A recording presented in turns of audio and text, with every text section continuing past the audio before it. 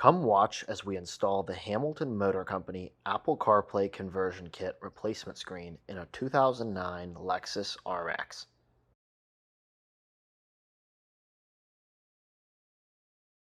We will begin by removing the cover and disconnecting the negative battery terminal in the engine bay. This will ensure power is off to the vehicle. The first step inside the vehicle is going to be to remove this plastic trim surround around the factory screen. Use a pry tool or a credit card to get under the trim and lift it up from the bottom. Then work your fingers in to lift it up and create room and pull it out. You can set it aside. The next step to removing the factory screen is going to be removing the 3 screws. There are 2 on the top left and right corners of the screen, and they can be a bit challenging to see from the outside, and there's 1 down here at the base of the screen. Use a Phillips head screwdriver and remove them, being careful not to lose them. If you're in the driver's seat, they're quite easy to see.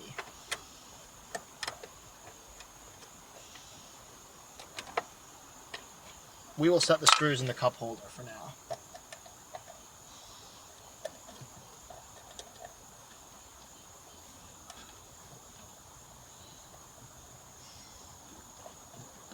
I like to get them started with a screwdriver and then finish with your hands so that you don't drop them.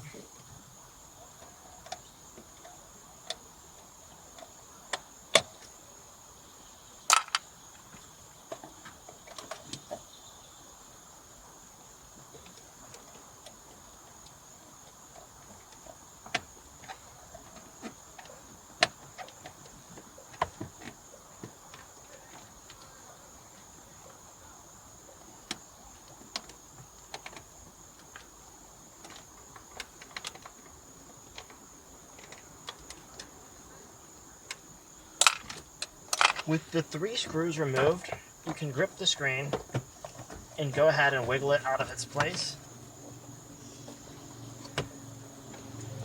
And if you turn it around, you'll see there are 2 wiring harnesses to remove.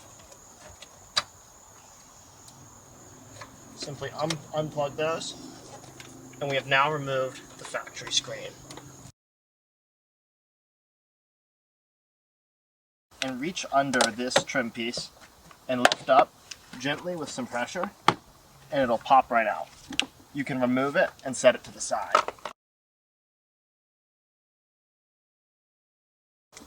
Now the next step is removing this trim piece next to the driver's footwell. We're going to use a Phillips head screwdriver, and there's 1 plastic screw on the inside here. So it's held in by a couple clips, and we're going to reach in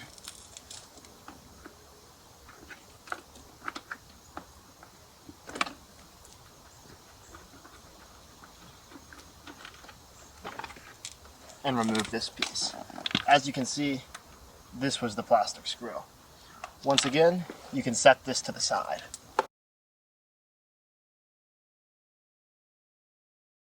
Now we're going to remove this plastic trim piece under the dash here. There's 1 Phillips head screw holding it here, and another over here.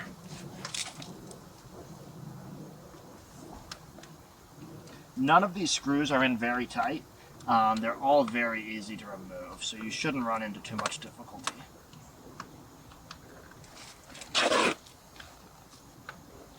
Make sure you set the screws aside in a safe place. With both screws removed, this panel will pop right down. Once it comes down, you'll need to remove the dome light here, and then simply pop this OBD2 port out of its slot.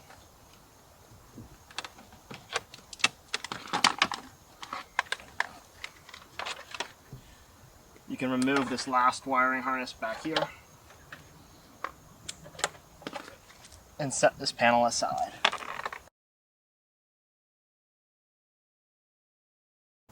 To start, you're going to use a credit card or pry tool and remove this side panel, set it aside.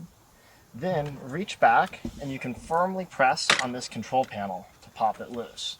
There'll be a couple wiring harnesses back here to release.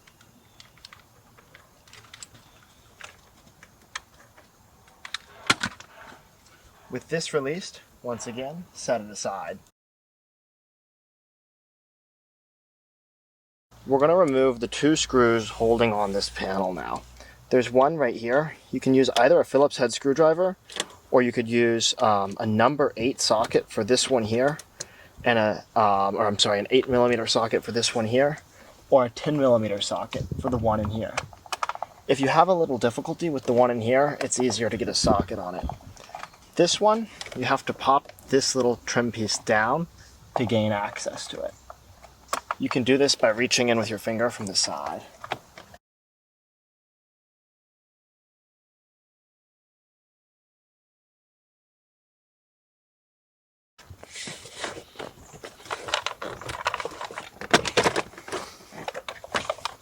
It'll pop down, and there's a couple wiring harnesses to disconnect.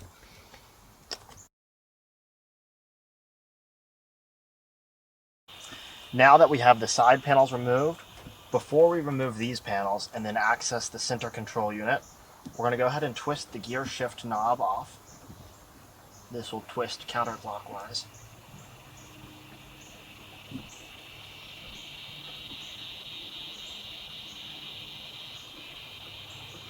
We'll set this knob aside. And then we're going to want to remove this center panel here. So I recommend lifting up on the glove box.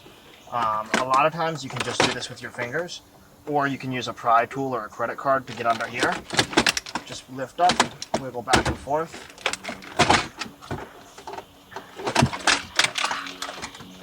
And then come up here. You'll notice there's a few wiring harnesses under here to disconnect. And you can just start disconnecting those once you have some room. All these wiring harnesses will only fit together one way, so you don't need to keep really good track of which wiring harnesses go where. With this panel loose, we're going to set it over here. This plastic panel here, and go ahead and slide it back. Once again, we'll set this over here. As well, on this side, you can grab this panel and slide it out as well. Boom. And we'll set that over here. With the trim panels removed, it's time to take out the bolts holding the center control unit into the dash. There's going to be 2 10mm bolts on either side of the central control unit. We'll show you a picture, but they're in here. One is at an angle like this, and the other is at an angle higher into the dash. You'll need, most likely, a deep socket 10mm to reach these, as sometimes a shallow 10mm won't quite fit on. There's going to be 2 on this side and 2 on this side. We're going to go ahead and take those out now.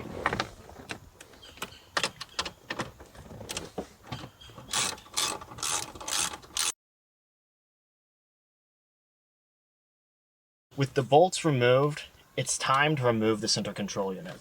Go ahead and apply the parking brake if you have not already. Then push this button here, and you can go ahead and drop the vehicle into neutral. This will give us room to slide this out. Now use a towel or an old shirt and cover this metal rod here.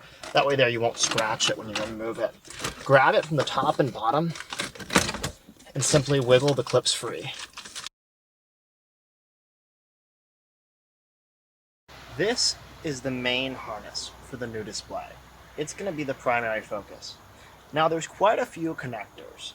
However, this harness covers multiple models, so there'll be these connectors that are taped off.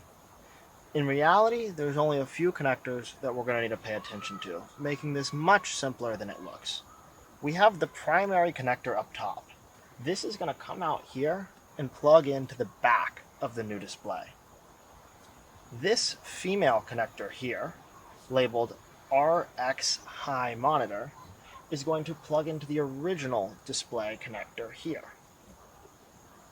This small green connector is going to plug into an OBD connector, which we'll show you in just a few minutes.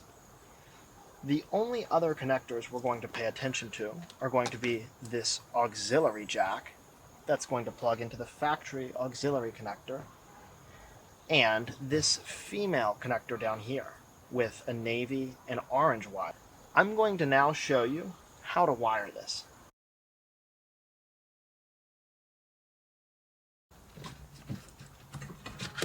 Pulling through the wiring connectors up here. This one, labeled high monitor, is going to plug into the original.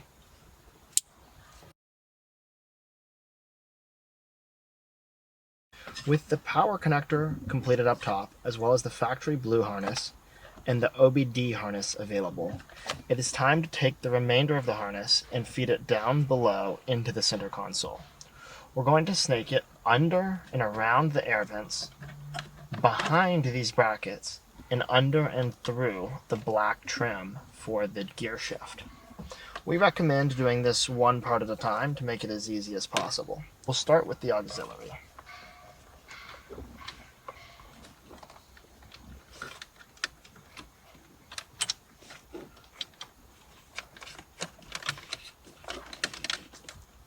The purpose of routing these wires in this manner is so that the original central control unit will be able to install back in place and mount on its metal supports without the wiring being caught in between. We now have the audio jack through. This wiring harness does not need to go through. We can simply fold this one up and set it back behind here. Some folks will choose to drill a small hole right here and feed it through. That way there, it will never be visible from above your center console. In this car, we're simply going to feed it down through here. And this will connect to your original aux jack.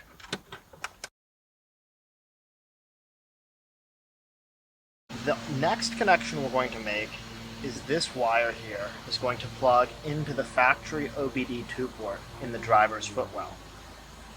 The connector labeled OBD CAN is going to plug into the small green connector that we pulled out below the factory screen.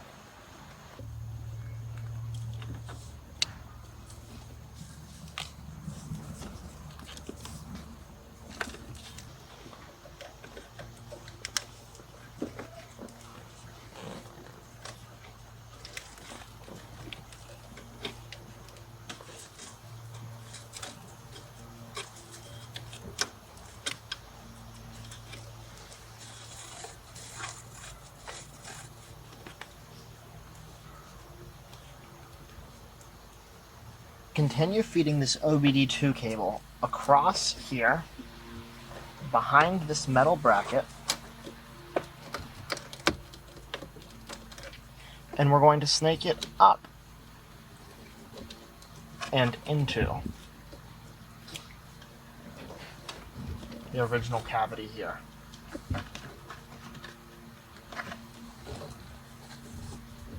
This cable will then connect to its counterpart up here, and you can tuck this all behind the metal bracket.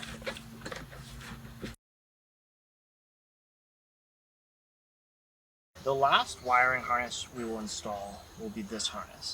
It will plug into the back of the new screen here, and we will only use this one to plug into the microphone and these two USB ports. You can drop these into your glove box or center console. This will be for wired Apple CarPlay or for charging your phone. The microphone will connect here into the microphone jack, and it can either be placed at the end of your dash, to the side of your steering wheel, or over the center console. It is your choice.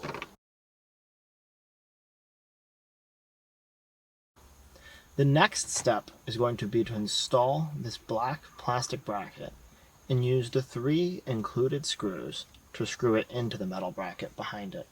From there, we will pull the wiring harness out and go ahead and connect it to the new screen.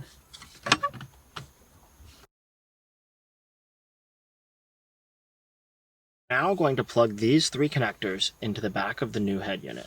The blue one will connect here, the large one will connect here, and the medium-sized one will connect here. this port will not be used. There's an optional GPS antenna that will plug in here. That antenna is for weather or any other GPS-enabled apps that would be working on your head unit. You don't have to plug that in if you don't want to. At this point, the screen is plugged in and installed, and we would recommend testing all your functionality to make sure everything is working.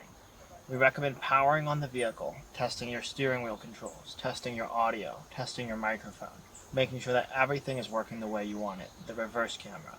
Of course, you can call our customer service team if you're having any difficulty.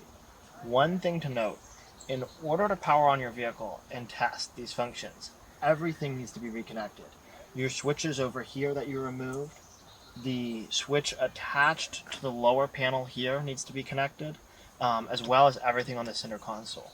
If there's even one harness that used to be connected that is now disconnected, your car may have an error. It won't cause anything permanent, but at least for a short period of time while it is disconnected, you may be missing functionality like audio. We are now going to reinstall the center control unit. Neatly tuck the wiring behind it and plug the unit back into the dash.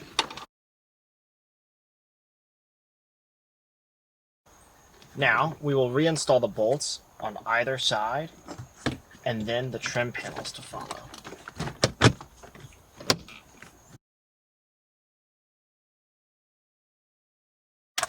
Next, we will reinstall the center console. Ensure that any harnesses you removed from it are reconnected, including your heated seats in the back here, if optioned.